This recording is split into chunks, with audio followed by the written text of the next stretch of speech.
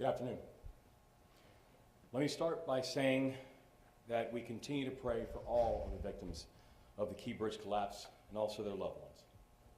My family and I had a chance to visit our home church yesterday in East Baltimore, and we asked the congregation to say a special prayer for these families. So I want them to know that our prayers and support will never stop. Nuestros oraciones y nuestro apoyo para ustedes no se detendrán. And for everyone who can hear my voice, these families are asking for privacy, and we need to honor that request. I've been disturbed by stories from our colleagues in county government that members of the media have been harassing these families. Baltimore County and Anne Arundel County have sent police to their homes to make sure these families are okay. These families are living a nightmare, and they deserve the time and the space to heal. So I'm asking, let us show our humanity in this moment as well. I also want to continue to thank our first responders and emergency personnel. Let us not forget that we are coming out of a holiday weekend, but for the men and women of this operation, the work did not stop. The work did not stop surveying the area. The work did not stop on environmental monitoring. The work did not stop in developing better images of the wreckage so we can move forward in a safe and efficient way. And this morning, the team was back out there in the rain, in the wind, keeping up the work.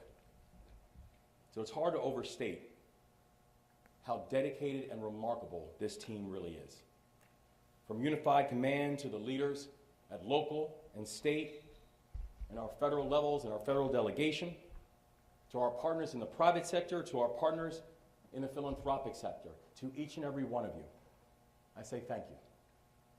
Now, today, I will provide updates on the 4 directives that I've issued to this team. And as a reminder, the first, we need to recover the 4 remaining victims and give closure to these families. The second, we need to clear the channel and open the vessel to traffic for the port.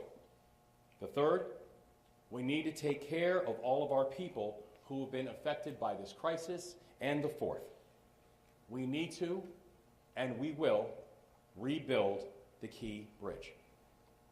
And we will make sure that the new bridge honors the spirit of the city of Baltimore. This morning, I received a briefing from Unified Command. Now, I've spoken with leaders from all across every level in response to this effort all throughout the day. And so first, on our recovery efforts, we need to do more work clearing the channel in order to move forward. Now, I know there's an urgency to move fast, and nobody feels that urgency more than the people standing up here today. But we have to be clear on the risks. This is a steel bridge that is sitting on top of a container ship in the middle of the Patapsco River. We are talking about tons of steel that is mangled and cantilevered. We're talking about water that is so murky and so filled with debris that divers cannot see any more than a foot or 2 in front of them. We're talking about a situation where a portion of the bridge beneath the water has been described by Unified Command as chaotic wreckage. Every time someone goes in the water, they are taking a risk. Every time we move a piece of the structure, the situation could become even more dangerous. We have to move fast, but we cannot be careless. I've been clear with this team that we have got to prioritize safety. And my directive is to complete this mission with no injuries and no casualties. We've already lost 6 Marylanders to this crisis. I refuse to lose any more. One of the mantras in the military is mission first, people always. And that's the mindset that we are going to apply to this work. Now, on clearing the federal channel and reopening the vessel traffic to the port, Unified Command has moved forward with their first crane operation. They cut up and lifted a piece of the north section of the Key Bridge. The entire operation took 10 hours, and in that time, they were able to cut and lift a 200-ton span of the bridge. Now, when we were getting that briefing, Unified Command said something that really struck me, where the Admiral says this was a relatively small lift. We're talking about 200 tons. We're talking about something that is almost the size of the Statue of Liberty. And what the Admiral said is right. It's a small piece of what we're talking about. The scale of this project, to be clear, it is enormous. And even the small lifts are huge. That's how we have to move forward. A temporary channel on the northeast side of the collapse opened earlier today. It will help us to get more vessels in the water around the site of the collapse. The temporary channel will be marked with government lights to aid navigation and will have a controlling depth of 11 feet. Now, we're also moving forward on creating a southwest channel for deeper draft vessels that will allow for a deeper draw. That channel will measure about 15 feet deep, and it will be open in the coming days. Unified Command has scheduled another lift for later today, pending conditions, specifically pending lightning. And they will be lifting an estimated 350-ton piece from the bridge. The work is moving. The mission continues.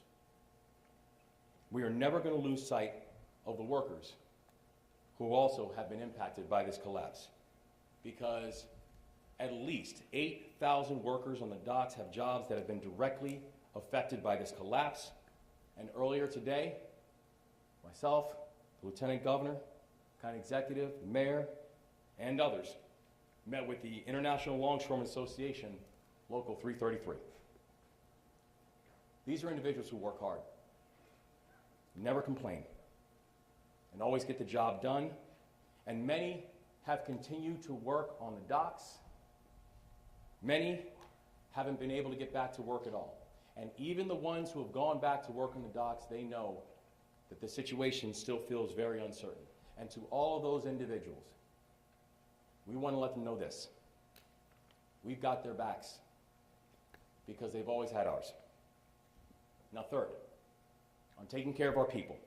Last week, the Biden-Harris administration accepted our request to approve a Small Business Administration disaster declaration within hours.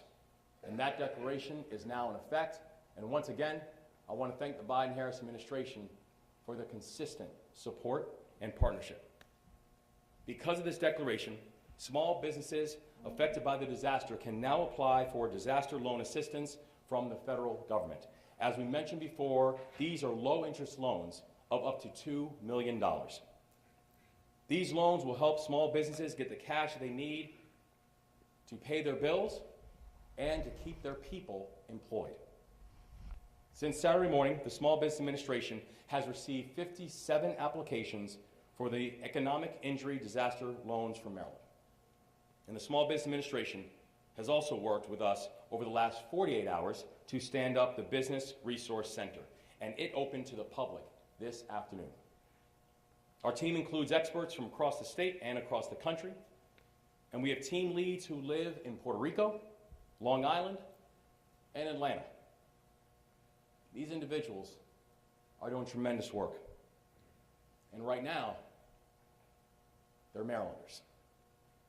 If you need help to apply for disaster loan assistance, we are here to help. If you need help to apply for unemployment insurance, we are here to help. If you need to learn more about resources being offered to workers and businesses right now, we are here to help. And the first location is at 1501 South Clinton Street, Baltimore, Maryland, 21224. I'll say that address again. 1501 South Clinton Street, Baltimore, Maryland, 21224. Their hours are Monday through Friday, 8 a.m. through 6 p.m. and on Saturdays from 10 a.m. to 2 p.m. And that site includes representatives from the Small Business Administration, from the Maryland Department of Labor, from the Maryland Insurance Administration, from Baltimore City, thank you, Mr. Mayor, and from Anne Arundel County. If you need help, please show up. Walk in, and we will try to get you the support that you need and merit. We will soon be opening up a second location in Baltimore County. Thank you, County Executive. And I've deputized Lieutenant Governor Runa Miller to lead our efforts on economic and financial recovery. She has been a full partner every step of the way, and I'm grateful for her. I've also ordered the formation of the Intergovernmental Economic Response Team. This team will bring together state and local and federal agencies to coordinate our response to the economic and financial crisis resulting from this collapse. And fourth, on rebuilding. We cannot rebuild the bridge until we clear the wreckage. But I'm telling you, we are going to get this done. We will clear the channel. We will move the dolly. We will rebuild the Francis Scott Key Bridge. What we're seeing right now is Marylanders are rallying. Marylanders are taking care of each other. Marylanders, each and every one of you, you are proving what it means to be Maryland tough and Baltimore strong. And today, we're joined by members of the Maryland Transportation Authority Police Dispatch Team, because in the middle of the chaos, they stepped up to manage the chaos. They provided a calm voice for the officers in the field who were facing an unthinkable challenge. They conducted their work with professionalism and speed and coordination. And it's not lost to me that this is what they do every single day. We are so grateful to each and every one of you and to all your colleagues. And finally, I want to encourage people to follow the work. You can now visit keybridgeresponse2024.com to receive daily updates on our progress and to keep informed. So in a moment, I'm going to hand it over to Admiral Gilreath, who's representing Unified Command, but we're also joined by the following speakers. Superintendent of the Maryland Department of State Police, Colonel Roland Butler, Secretary of the Maryland Department of Transportation, Paul Wiedefeld, Lieutenant Colonel Corey McKenzie from the Maryland Transportation Authority Police, Congressman Kweisi Mfume, Mayor Baltimore City Brandon Scott, and Baltimore County Executive Johnny Olszewski. And I want to thank all of our additional partners for being here today. And now, we'll hand it over to Admiral Gilreath, representing Unified Command. Good afternoon. I'm Rear Admiral Shannon Gilreath. I'd like to give you some updates from the Unified Command. Our number one priority remains reopening the Deep Draft Channel into the Port of Baltimore. Number two, we're going to remove the ship. And number three, we are going to remove the debris from the rest of the waterway. So an update on the number one priority. We continue to dive on that portion of the bridge that is within the Deep Draft Channel. And what we're finding is it is more complicated than we had hoped for initially. As the governor described, and as you heard the state police describe earlier last week, the conditions on the diving, it is very complicated down below. These are still girders, unlike the still girders that you can see that are above the waterline still, which have significant damage. Below the waterline, along the bottom, is very challenging because these girders are essentially tangled together, intertwined, making it very difficult to figure out where you need to eventually cut so that we can make that into more manageable sizes to lift them from the waterway. So we're continuing to dive on that. We've got advanced sonar capability out there helping us map that, but it's turning out to be more challenging than we originally thought it might be, just in trying to determine how they are tangled, and how we're going to eventually cut through them. But we're continuing to work on that, and we've got great engineers helping us and very brave, great divers doing that. But as we said from the beginning, we have to do this safely. And you heard the governor say that as well today. We have to do this safely. We do not want to injure a single other person in this.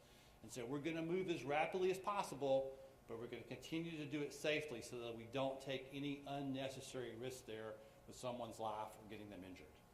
So I really want to thank the divers, and I really particularly want to thank today the Army Corps of Engineers and the U.S. Navy Supervisor Salvage, who are over here to my right, for their work and the work of their contractors that are doing that diving and mapping of that bottom floor there.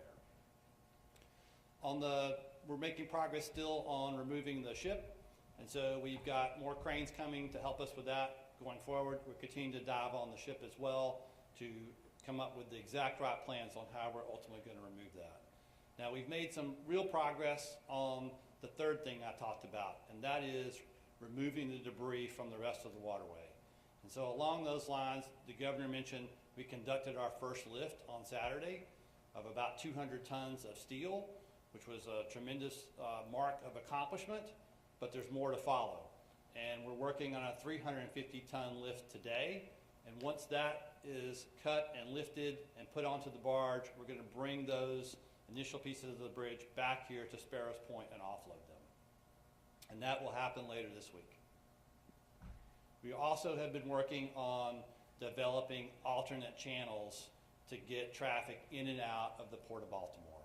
And so I'm proud to announce that we do in fact have an 11-foot channel now just to the north under the first northern part of the bridge that's still standing to be able to transit through there. And we have 2 transits scheduled this evening for some barges and tugs to come out and get out of the Port of Baltimore so they can bring stuff in the future. So that is a real progress and another stepping stone.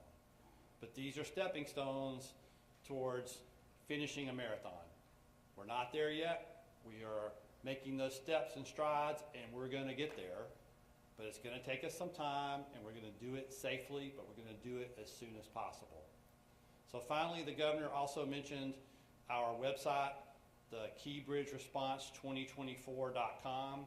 That's also a place that you can go if you see marine debris that may have floated away from the ship and or the bridge. And on there is a number that you can call to report that to us so that we can take that information and come out and assist with that. So thank you for what you're doing in that regard to help us, and thank you for your continued support of the Unified Command. It means a great deal. Thank you, Governor. Thanks.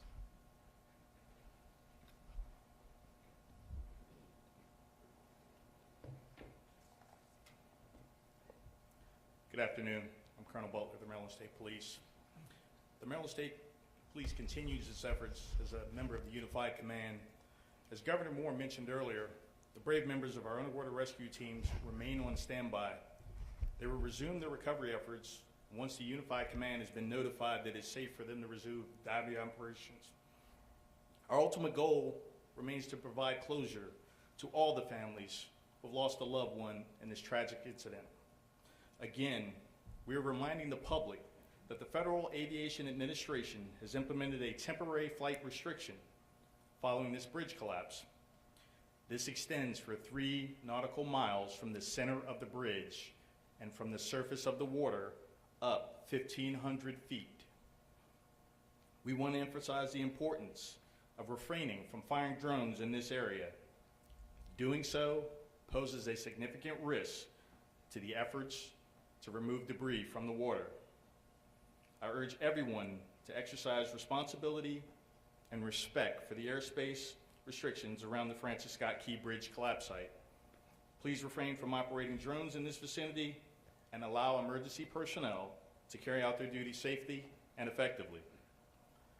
Law enforcement in the area is actively monitoring the area for illegal drone use.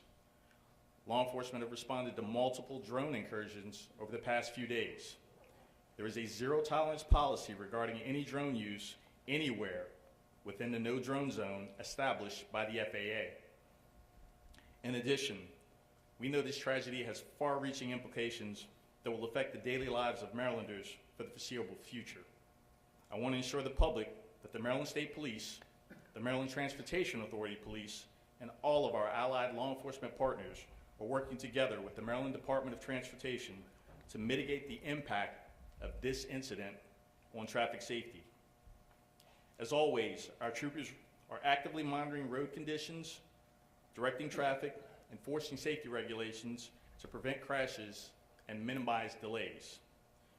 We are asking motorists now more than ever to exercise caution and patience as we navigate through this challenging period. Please adhere to the posted speed limits, avoid distractions while driving, and never drive while impaired. Also, please, remember the move over law for first responders, tow truck operators, work crews, and vehicles that have become disabled on the side of the road. We understand this situation is going to cause inconvenience for some time, which is why it's paramount that people operate their vehicles with care and caution. Thank you.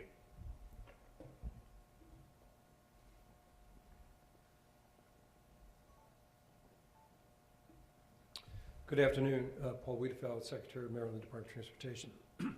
I want to echo Governor Moore's extreme thanks and appreciation for our first responders, including the Maryland Transportation Authority police officers who were first on the scene. As Secretary and as Chairman of the Maryland Transportation Authority's Board, I cannot stress enough how grateful I am for the life-saving actions of our Maryland Transportation Authority police officers and our dispatchers. Under Governor Moore's leadership, the Maryland Department of Transportation continues to work with our unified command to advance the governor's key directives. Obviously, one of our top priorities is to reopen the shipping channel. Tomorrow marks 1 week since the collapse, and the unified command has already removed several pieces of debris and is working to remove the second largest piece later today. These are significant steps forward. And just so you know, the rain does not impact the team's work. Obviously, lightning and strong winds would. I also want to stress, as has been by the Admiral, the tremendous effort it takes to do this. It's basically plan the work, engineer the work, implement the work, and then go back and do that all over again, as anything may have shifted during this very dangerous operation. Turning to the Port of Baltimore and its operations, it continues to be open in obviously in much limited fashion, but is open. We are assessing opportunities at the Port of Baltimore, the portions that we control, to improve maintenance and basically take advantage of the reduced work there to deliver maintenance projects that we had planned. Regarding returning cruises, which left Baltimore before the tragedy, yesterday was the first of 2 diverted ships that arrived in Norfolk, Virginia, and offloaded passengers. About 60 buses transported approximately 2,500 Carnival Cruise passengers back to the Maryland Cruise Terminal, where some left their vehicles. Everything ran very smoothly, thankfully. The same thing will happen with the 2,500 Royal Caribbean passengers who are scheduled to return from Norfolk Thursday. Turning to traffic coordination, another primary focus of the department. Tomorrow we expect heavy traffic in the Baltimore region during the morning and evening rush hours as students head back to class and commuters return to their routines. Wet weather is also expected through Wednesday, which will impact commuting times. I strongly recommend everyone to prepare for extra travel time. The department continues to evaluate shifting travel patterns so that we can make necessary adjustments as well.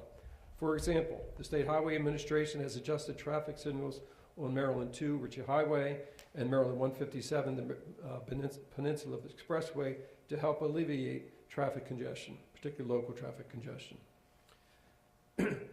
Trucks carrying hazmat materials can no longer travel through the tunnels and must use I-695 West. So again, we're monitoring that very closely as well. And it's also important to keep in mind, we have a tremendous transit system in the Baltimore region. We have a bus system, local system, commuter bus system, light rail, metro subway, and MARC trains. So they are another option for commuters. And I would suggest that you visit our website for commuter benefits that we offer in terms of reduced fares, and also work with employers to promote commuting through transit. In terms of rebuilding the bridge, we continue to work with our federal partners in basically coming up with the innovative design that the governor mentioned, the engineering and the building methods, and we continue to work on that as well so that we can deliver this bridge as quickly and safely as possible. In closing, we work and honor the victims of this tragedy and their families. Please join us in honoring them by making safe choices on the road, as was just outlined by the superintendent. So with that, I'll turn it over to Lieutenant Colonel McKenzie from the Maryland Transportation Authority Police.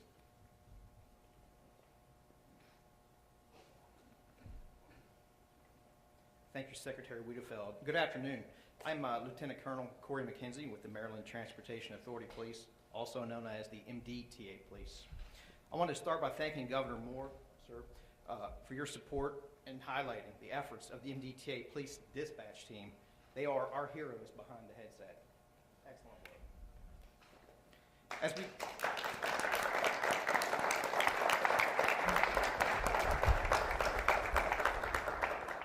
Certainly, as we learned more about the response last Tuesday morning by our officers, our dispatchers, and other first responders, I could not be more proud of their efforts.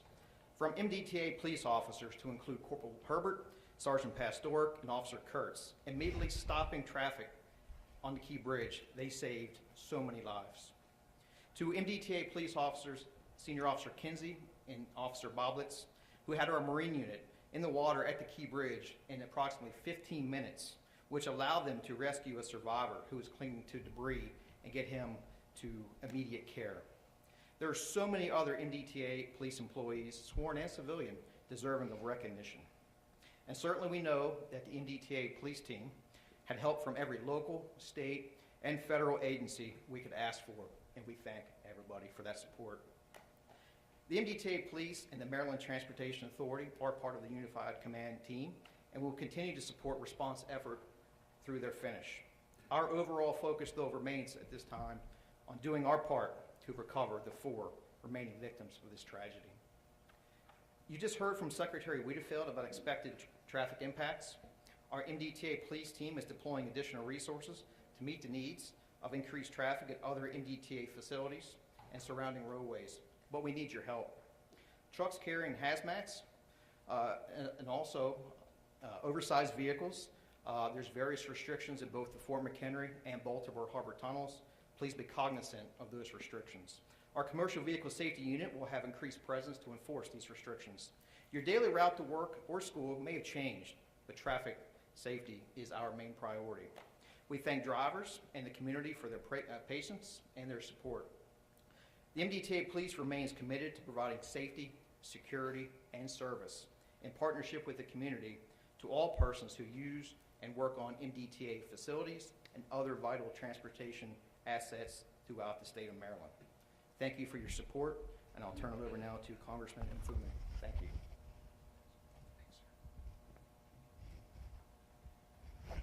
Thank you very much. Good afternoon, everyone. Kwesi Mfume, Member of Congress, 7th District of Maryland. I want to just take the few moments I have to do as I've been trying to do each and every time I've addressed you, and that is to point out the Maryland example, the example of leadership in crises, the example that has come together from different aspects of our state and has all taken place under the leadership of Governor Westmore, whose heart has been bleeding since this has happened, as has been the case with his partners, Mayor Brandon Scott of Baltimore City, Johnny Olszewski of Baltimore County. And let me just say also on behalf of Senator Van Hollen and Senator Cardin, both of whom could not be here today because of official duties, Team Maryland will remain in place, Democrat and Republican. We are a united delegation to make sure that we're able to move forward. Just a couple of quick things. I'd be remiss if I did not reference 2 groups that are not here. The first group is the family of the victims that have been recovered and those who have not been recovered. Each time we talk to you, we continue to lift them in prayer because it could have been any one of us, quite frankly. And my hats are off to Gustavo Torres and the people of Casa, Maryland, who have embraced that family of men, husbands, and fathers to make sure that their families are able to find some healing in all of this. The other group is the group of the hundreds of men that many of us just left down at the docks, the longshoremen of Local 333 and 953 and the other locals under the leadership of Scott Cowan, who have gathered together, recognizing that they are going to be affected in a way that they never thought and that their jobs are at risk, but who are so committed to doing everything they can on their end to make sure that we get through this together.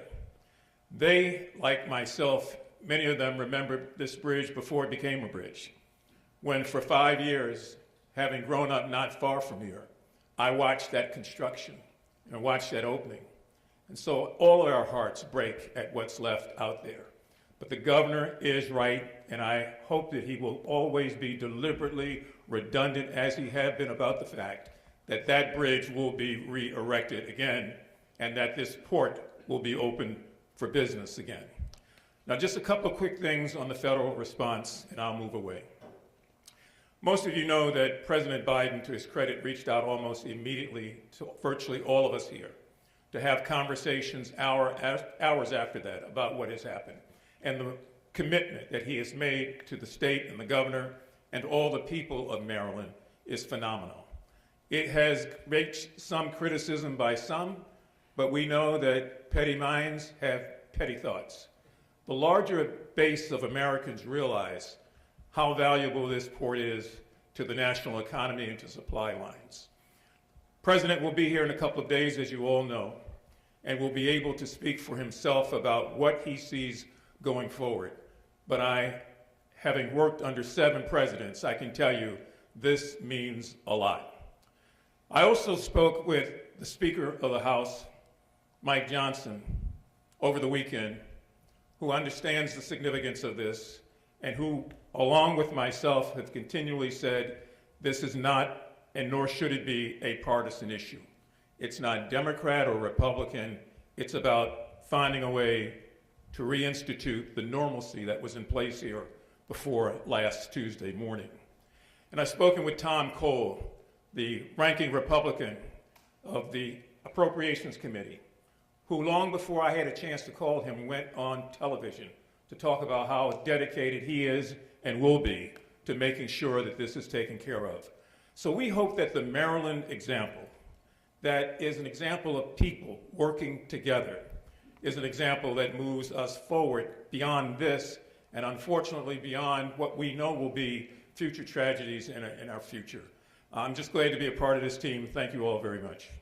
Let me bring forward the mayor of the city of Baltimore, who's done a yeoman's job, as I indicated before, Mayor Brandon Scott.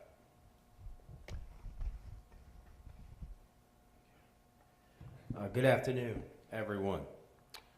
Let me first start off by saying again that our hearts, thoughts, and prayers are with the families of those who we lost. And I want to drive home a point that my governor made earlier. Please give these families the space and time and everything they need to heal. They don't just need it, they deserve it. We should treat them just as we would want someone to treat our family if we were going through this situation. Today, as you know, we had the opportunity to talk to our workers at the port. Hard-working men and women whose work makes so many ports of each and every one of our lives more convenient and easier. These are great people from great Baltimore families who have a history of delivering for us. I feel a special responsibility to them and their families because it was that port that brought my family to Baltimore and provided the opportunities for me. And I know that there are so many others. We have to, and they heard it from us today, and they will hear it from us every single day, that even though, despite the situation in hand, they are in great spirits, but they are also understanding the magnitude of the situation.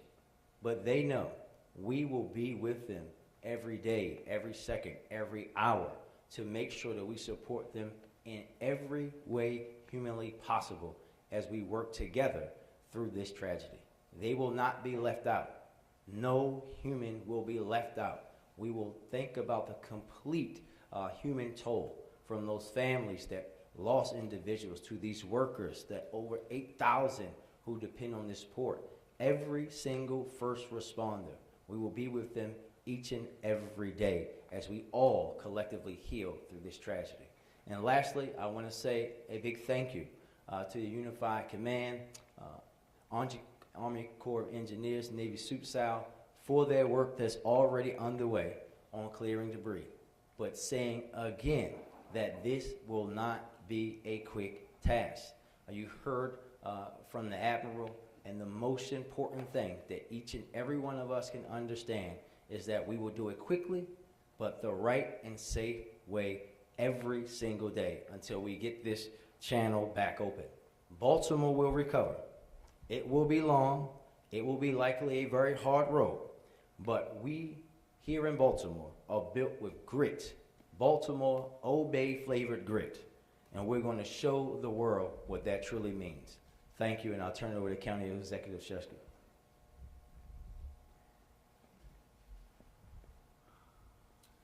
Thank you, Mayor, and good afternoon all. Baltimore County Executive Johnny Olszewski. Some Easter reflections.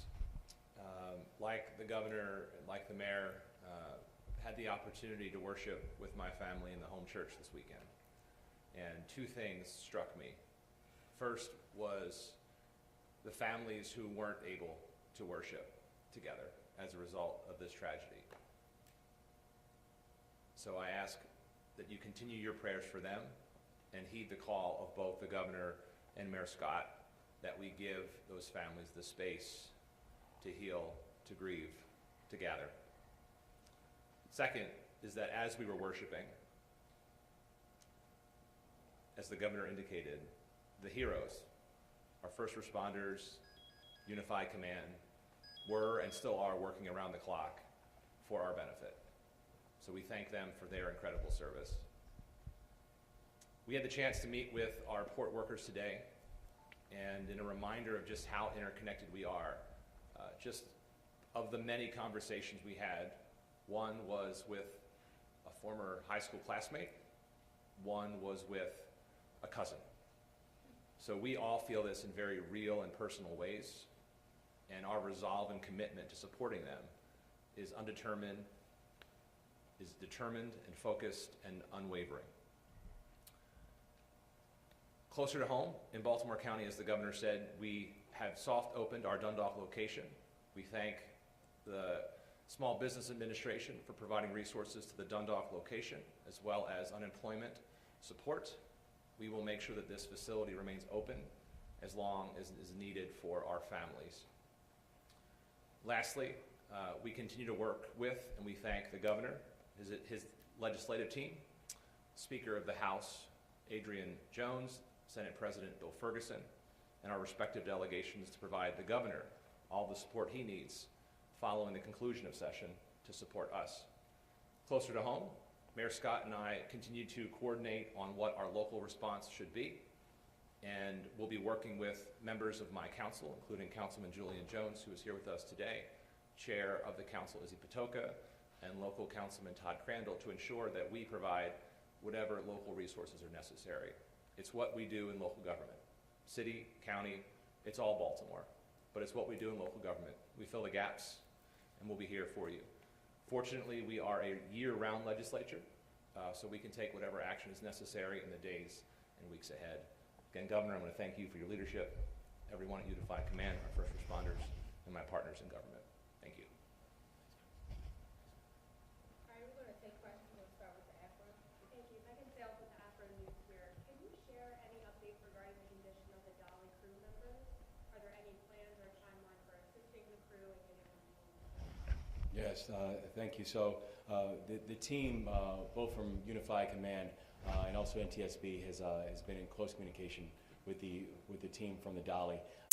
Fortunately, the part of the ship that was most deeply impacted by the wreckage is not the part of the ship where either their living quarters or the kitchen and the cooking conditions are in, nor the fuel. So they're still able to move and maneuver in that area.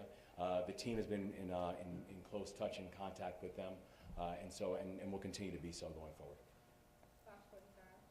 Hi, for the debris that's being taken to Trade Point Atlantic, How will that be disposed of, and which agency will be responsible for doing that? So thank you. And I can.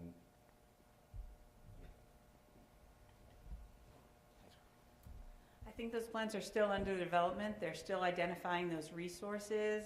But generally, when the debris is taken to the laydown yard at Tradeport Atlantic at Sparrows Point, it'll be inspected and secured until they find a final disposition for disposal in a safe manner. WJZ? Governor, I spoke with Scott Allen earlier today, and he said that if the shipping channel's closed for more than a month, you're going to start feeling real pain over it. You're going to kind of update on a timeline is a month, reasonable amount of time. Yeah, we know we are going to get that shipping channel opened as quickly and as safely as possible. It is one of the core priorities that we have of being able to open up the channel, get commercial commerce going, and even I think as Admiral Gilreath mentioned earlier, today was an important milestone in the process of beginning to pull the wreckage out, beginning to open up channels. We know we still have more work to do. We know we still have more work to do to get the channels open, particularly the channels that can take that will take the larger ships and require the deeper draw. But we are going to move as quickly and as safely as the conditions continue to operate. WPA? Governor, what does it look like now that you've had a chance to sort of assess the ship situation, getting it out of there? What's the process there in moving it out of the channel? And how much work is that going to take given what's on the ship and the wreckage that's in it? It's a tremendous amount of work. This is a remarkably complicated operation because of all the facets and the assets that have to be involved in it. We currently have 50 assets that are in the water. We currently have over 370 individuals that are working on the project. But we know that in order to be able to move the dolly, we have to be able to open up the channel, begin the process of removing the wreckage and the debris, and to remove the dolly, it must also mean we've got to get the key bridge off of the dolly. And we're talking 3,000 to 4,000 tons of steel, metal that's sitting on top of the ship. So it's a remarkably complicated operation. It's the reason that we are so unbelievably grateful to this outstanding team and all these leaders that are here and the people who are putting this work in 24/7, because this is a 24/7 operation. But we are going to get the dolly out, but you cannot overstate the complexity of this operation. Can the ship move? Is there power to the ship? How's that going to work? There's still currently power to the ship, but power to the ship is just one variable when it comes to movement of it. If you look at the ability to move the dolly out, there are still more unknowns than knowns, and there's still a tremendous amount of variables as we're continuing to move the individual debris out that can even just clear the channel and clear the pathway. So there are still things that we just do not yet know about how that's going to translate into timeline. Okay, I'm going to move the agency. As you've gotten more information over the past week, have you got a better idea of what happened on that ship? Well, there's a continued investigation going on with NTSB, and the investigation is still in the relative early phases of that investigation. So we will find out what happened. The thing that I know is that I want this process to be done quickly. We need to make sure that people who need to be held accountable are held accountable. And we can't wait for the completion of the investigation to start making the work happen. We've got to prioritize the four lanes that we laid out before, getting a sense of closure and comfort for these families, making sure that we are opening up these channels, making sure that we're taking care of our people, and beginning the process of rebuilding the Francis Scott Key Bridge. If I could just follow up on the timeline, I know you don't have an exact timeline, but for individuals, for businesses, for institutions that are trying to plan, what are you telling them? Months? Years? We're telling them this is going to be a long road, but the thing that we know is we're going to walk this road together.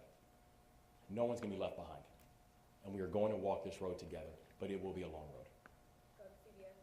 Admiral Gilreath, what sort of traffic is now flowing along that temporary channel? And can you speak to a potential third channel next to the vessel? Is that why we're seeing the pieces of debris that we're seeing on the north side of the bridge being removed now? So we've been working on 3 alternate channels. The channel that we're opening today is on the northbound side of the bridge, and it is still under a section of the bridge that is still standing. That one will have a controlling depth of 11 feet.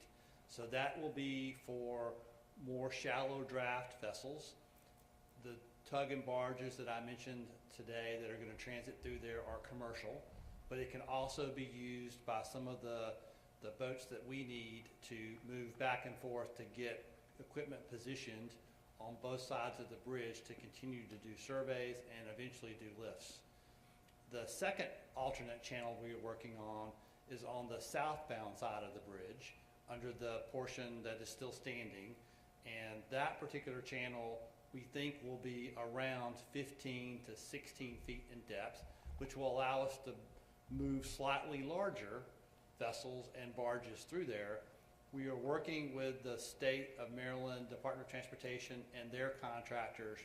There's a pre-existing, not part of this accident, pilings that are in that because we didn't need that for our channel previously. They are working to pull those pilings out. We'll complete that survey and we will remark that one also with Coast Guard buoys so that mariners can safely transit through that. The third alternate channel we're working on is just north of the deep draft shipping channel. That particular channel is what we hope to open by clearing the bridge debris that we're working on right now. And so this will be another significant lift, but there's still much more of that section of the bridge that's going to have to come out before we can open it. That controlling depth, we think, will be somewhere between 20 and 25 feet. And once that's open, that should allow us to move almost all of our tug and barge traffic in and out of the Port of Baltimore once that's opened. Do you have a timeline for that third channel? I don't have a timeline other than we're going to do it as fast as we possibly can, and we're going to do it safely. These girders that we're cutting in that section are 3-foot girders. They are constructed of 1.5 inch steel. They are I-beams that we have to cut through and then lift. So we got to do that safely because we don't want to injure any of the people that are doing the cutting or the rigging or diving even below to do the rigging below when we get down into that section. So we're going to do it as soon as we can, but we're going to do it safely. Just last thing for the governor, you met with the longshoremen today. What immediate assistance is available to those port workers right now? No, we're working in coordination with both members of the General Assembly, with our local elected officials, as well as our fantastic federal delegation, and letting them know that the reality of some of them having not just been at work, but working around the clock, and many of them not having work at all. We're talking about and looking at a number around upwards of 1,800 individuals who just haven't worked, right? So there's a significant urgency that we all feel, that we're all going to move on this, and that we're all going to work in partnership to be able to address. Thank you. We'll take some more questions. CNN? To clarify, either Governor or Admiral Gilreath, the barges that are going back and forth in the 11-foot deep channel, those are actually carrying commercial goods, some of them, or are they strictly for use in the salvage and coverage? The ones that are transiting tonight are commercial barges. I'm not sure whether they have goods on them or not, or they're going to transit somewhere else and then load goods, but they are commercial barges and tugs. They are not part of the response. They were traffic that was trapped inside the Port of Baltimore after the bridge collapsed. WTOP? Is there any update on the 56 containers that contain hazmat, some of which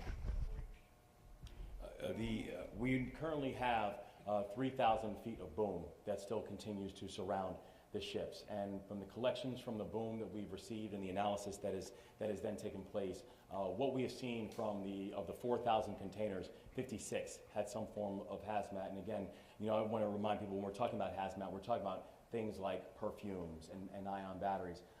And what we have is that it is not posing a risk to the public. But we currently have 3,000 feet of boom that's surrounding the ship.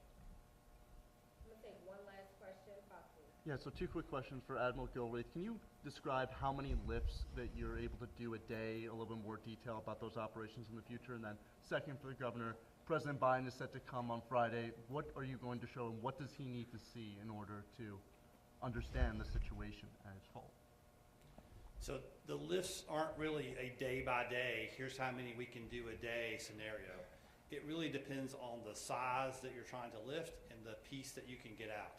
And so some lifts will take a limited amount of time, and other lifts will take a lot larger amount of time to actually set up and rig, depending upon how much we're trying to lift and where we're trying to lift from. So it's not there's this many lifts a day. It is a cut sections, lift those sections, put them on a barge, move to the next section, cut those sections, lift those.